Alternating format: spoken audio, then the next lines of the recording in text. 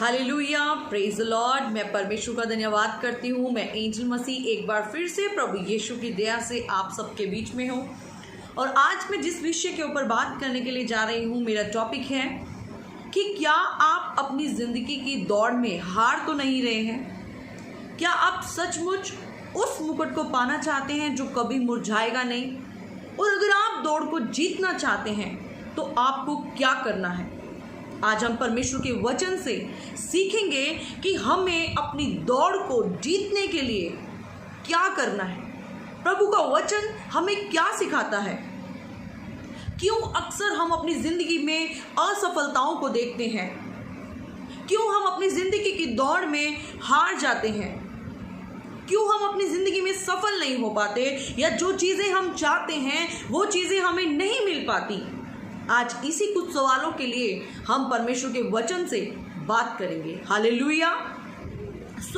आज हम वचन से देखेंगे कि वो 4 बातें जो हमारी दौड़ में मदद करेगी जीतने के लिए। अगर आप प्रभु के वचन से देखेंगे, सब लोग दौड़ते हैं लेकिन जीतते कोई कोई है।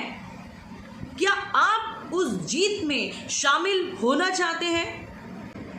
क्या आप सफलता को पाना चाहते हैं? क्या सचमुच आप परमेश्वर के वचन से सीखना चाहते हैं?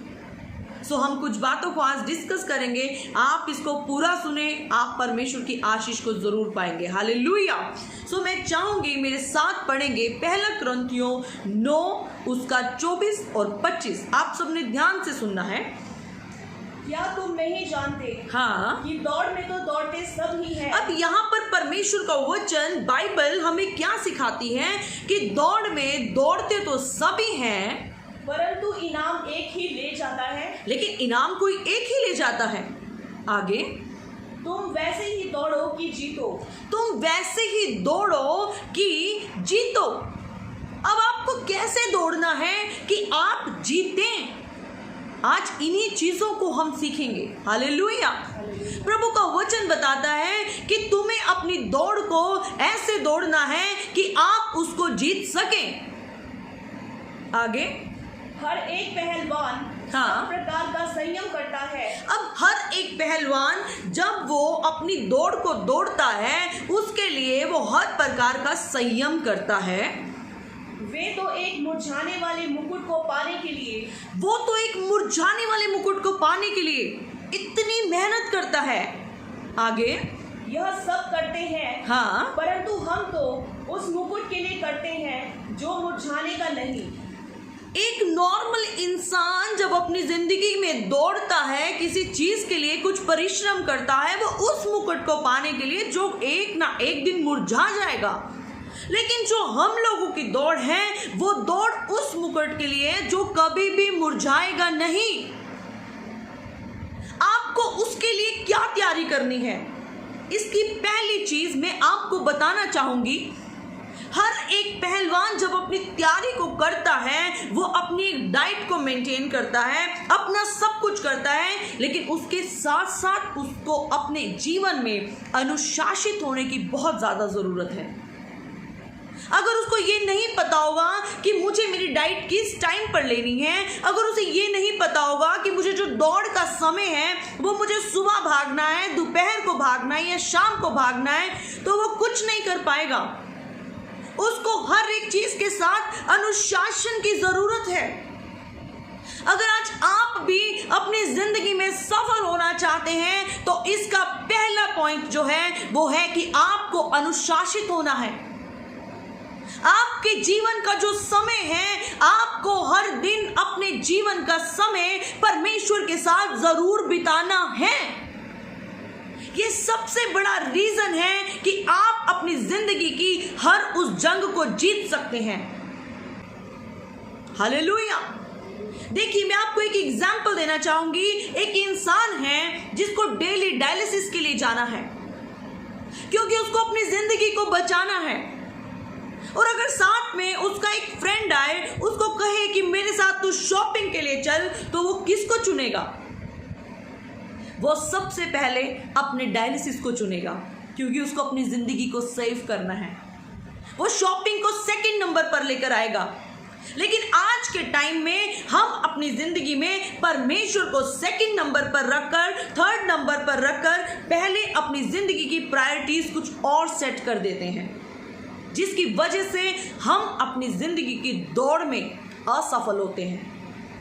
हम जीत को प्राप्त नहीं कर सकते क्योंकि हम अनुशासित नहीं हैं परमेश्वर को समय देने में।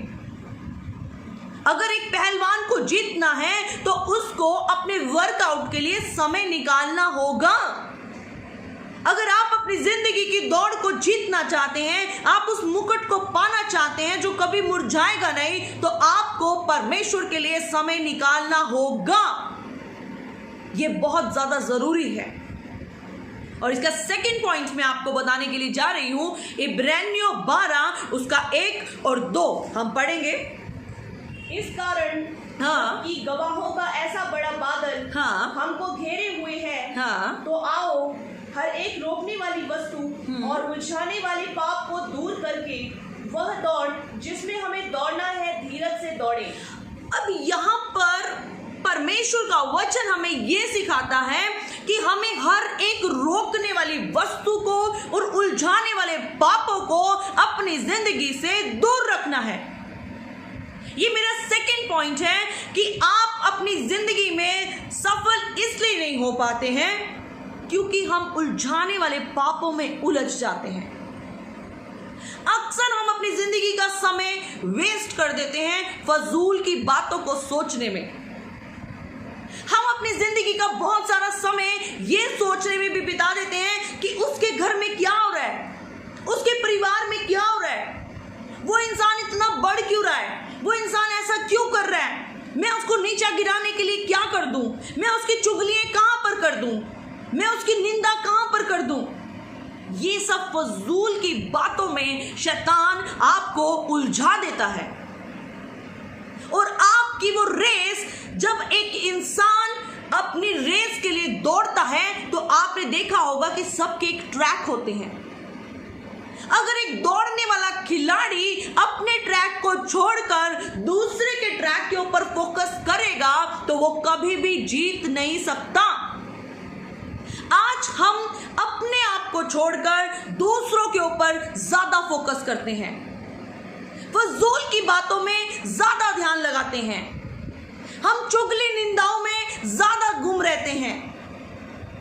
लेकिन परमेश्वर का वचन हमें बताता है कि आपको उलझाने वाले पापों को दूर करना है, रोकने वाली वस्तुओं को दूर करना है। जो चीज आपको परमेश्वर से मिलने के लिए रोकती है, आपको उसको दूर करना है। ये चीजें परमेश्वर को पसंद नहीं है। हमें हमेशा ये कोशिश नहीं करनी कि वो इंसान गिर जाए, हमें हमेशा दूसरों को लेट डाउन करने में नहीं रहना है। आपको प्रार्थना करनी है। कोई आपके बारे में बुरा कह रहा है, कोई आपके बारे में बुरा सोच रहा है, तो आप परमेश्वर के सामने जाएं। हालेलुया। आपको किसी भी तरीके से उलझाने वाले पापों में गुम नहीं होना। जो चीजें आपको परमेश्वर के सामने जाने से रोकती हैं, आपको उनको अपनी जिंदगी में नहीं आने देना। हो सकता है आप अपने ट्रैक को भूलकर किसी दूसरे के ट्रैक पर फोकस करें, आप अपनी जीत को कभी नहीं पा पाएंगे, आप अपनी दौड़ को कभी पूरा नहीं कर पाएंगे। ये परमेश्वर का वचन हमें बताता है। जो लोग आपकी जिंदगी के आनंद को चूस लेते हैं, आपको उनसे दूर रहना है। लक्ष्यहीन लोगों के साथ वक्त मत बिताएं। आपका आनंद शैतान चुराने ना पाए। आत्मिक लोगों की संगति करें, परमेश्वर की संगति के बीच में बने रहें। दुनिया की चीजों से आप दूर रहें, उलझाने वाले पापों से, हर एक रोकने वाली वस्तुओं से जो आपको परमेश्वर के काम के बीच में जाने से रोकती है, आप उससे दूर रहें। जो काम परमेश्वर को पसंद नहीं है, आप उसको मत करें। आप जीतेंगे। हालेलुया। और इसका थर्ड पॉइंट मैं आपको बताऊंगी। जब आप मत्ती उसका 25 अध्याय 1 से बाइबल में अध्ययन करेंगे, वहां पर आपको 10 कुंवारियों का दृष्टांत मिलेगा। वहां पर 5 5 ऐसी कुंवारियां थी जो अपनी मिसालें तो लेकर आई थी पर अपने साथ एक्स्ट्रा तेल नहीं लेकर आई। कुछ लोग आलसी हो जाते हैं। आलसी लोग परमेश्वर को पसंद नहीं है। वचन में लिखा है कटनी के समय आलसी सोया रहता है। एक इंसान जो अपनी दौड़ को दौड़ता है वो कभी भी आलसी नहीं हो सकता, क्योंकि उसको हर काम टाइम से करना बहुत ज्यादा जरूरी है। अगर आप उस दौड़ में दौड़ रहे हैं, अगर आप उस मुकुट को पाना चाहते हैं जो कभी मुरझाता नहीं है, तो इसका 3rd पॉइंट है आपको आलसी नहीं होना। आप जितना हो सकता है परमेश्वर का काम करें। ये अंतिम समय आ चुका है। आप परमेश्वर के प्रचार को सुनाएं, आप उसकी सेवकाई को करें। जो लोग आज मर रहे हैं आप उनको बचाएं। ये जिम्मेदारी परमेश्वर ने आपको दी है। आपकी मशालों का तेल कम नहीं होना चाहिए। आज आपको घबराने की जरूरत नहीं है। आज आपको परेशान होने की जरूरत नहीं है। आज आपको जिंदगी में ये सोचने की जरूरत नहीं है मैं कुछ नहीं कर सकता। पवित्र आत्मा जी आपके साथ हैं। आप उठ खड़े हो। आपका फैसला, सिर्फ आपका फैसला है। काम पवित्र आत्मा जी करेंगे। जिस दिन आप ये निर्णय को ले लेंगे कि मुझे काम करना है, उस दिन आपके रास्ते परमेश्वर अपने आप खोल देंगे। परमेश्वर को काम करने वाले लोग पसंद हैं। आलसी लोग परमेश्वर को पसंद नहीं हैं, क्योंकि हमारा परमेश्वर भी आलसी नहीं है। उन्होंने अपनी मशालों को लिया पर एक्स्ट्रा तेलों को नहीं लिया, जिस वजह से वो उस जगह तक नहीं पहुंच पाए। हालेलुया। और हमारा 4था पॉइंट गलातियों उसका 1 उसका 10। अब मैं क्या मनुष्यों को मनाता हूँ हाँ या परमेश्वर को? हाँ क्या मैं मनुष्यों को प्रसन्न करना चाहता हूँ? यदि मैं अब तक मनुष्यों को ही प्रसन्न करता रहता तो मसीह का दास ना होता। हालेलुया। यहाँ पर परमेश्वर का वचन हमें क्या बताता है कि क्या मैं मनुष्य को खुश करता रहूं? आज के टाइम में हम ज्यादा से ज्यादा इस समस्या में पड़ जाते हैं कि हमें अपने रिश्तेदारों को खुश करना है। अगर हम उनको बता देंगे कि हम विश्वासी हैं तो वो नाराज हो जाएंगे। अगर आज हम अपने बर्थडे पार्टीज में, अपनी शादियों में फिल्मी गाने नहीं चलाएंगे तो हमारे रिश्तेदार नाराज हो जाएंगे। अगर हम संडे वाले दिन शादी में नहीं गए और चर्च में चले गए तो हमारे रिश्तेदार नाराज हो जाएंगे। अगर आज हमने एक मीटिंग को छोड़कर उनके साथ पार्टीज को अटेंड नहीं किया तो हमारे फ्रेंड्स नाराज हो जाएंगे। आप कब तक मनुष्य को खुश करते रहेंगे? अगर आज मैं उनके ग्रुप में बैठकर मैंने बातें नहीं की तो वो क्या कहेगी, ये इतनी घमंडी है, मेरे साथ बैठकर बात नहीं करती। लेकिन आप मनुष्य को खुश कभी नहीं कर सकते। आप कभी भी किसी गलत चीज के अंदर कॉम्प्रोमाइज मत करें। आप चुने परमेश्वर को। जिंदगी में परिस्थिति कैसी भी आ जाए, चाहे कितने भी लोग आपके खिलाफ हो जाएं, आपको परमेश्वर को खुश करना है। आपकी जिंदगी की प्रायोरिटी प्रभु यीशु मसीह पवित्र आत्मा जी होने चाहिए। आप मनुष्य को कभी खुश नहीं कर सकते। ये बाइबल हमें बताती है। या तो आप मनुष्य को खुश करें या फिर आप परमेश्वर को खुश करें।